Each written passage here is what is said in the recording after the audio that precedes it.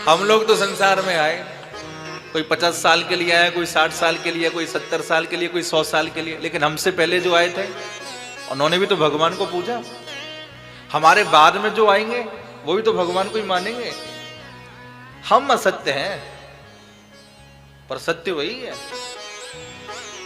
चित्त माने होता है ज्ञान, जिसको पा लेना ही सबसे बड़ा ज्ञान है।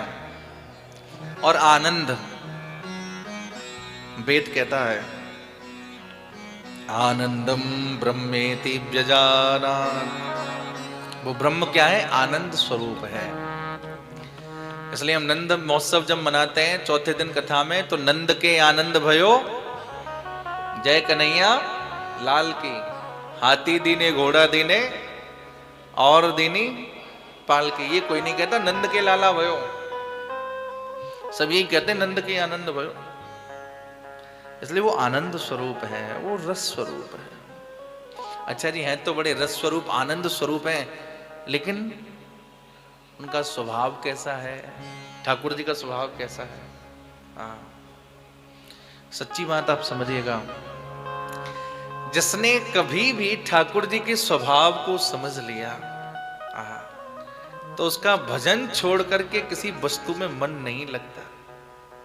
अपना हाल क्या है? बोले थोड़ी देर भजन में मन लगा और फिर संसार में लग गया। अपने माला भी करते हैं, माला भी जब जपते हैं तो हाथ में तो माला रहती है और मन ना जाने कहां कहां भटकता है, तो चित्त में भजन का प्रवेश नहीं होता। लेकिन जब राम जी के स्वभाव को समझ लिया जाएगा, जब श्री ठाकुर जी के स्वभाव को समझ लिया जाएगा, तो अपना मन अपने आप ही भजन में लगेगा, फिर लगाना नहीं पड़ेगा। अभी हमारा मन जरा सा संसार में लगता है, जरा सा परिवार में लगता है, जरा सा भजन में लगता है।